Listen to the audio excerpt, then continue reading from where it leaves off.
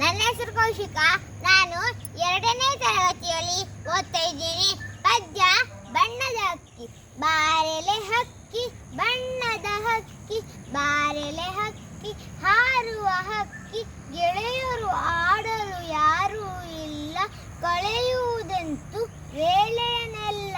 ಬಾಬಾ ನನಗೂ ಹಾಡಲು ಕಲಿಸು, ಬಾಬಾ ನನಗೂ ಹಾರಲು ಕಲಿಸು.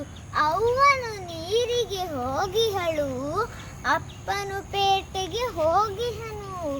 ಅವ್ವನು ಬರಲಿ ಅಪ್ಪನು ಬರಲಿ, ತಿನ್ನಲು ಹಣ್ಣನ್ನು ಕೊಡಿಸುವೆನು.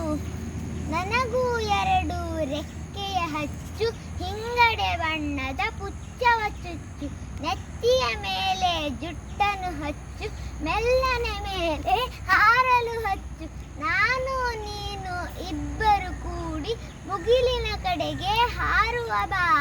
ಅಲ್ಲಿಂದಿತ್ತ ಇಲ್ಲಿಂದತ್ತ ಹಾರುತ್ತ ಹಾಡುತ್ತ ನಲಿಯುವ ಬಾ.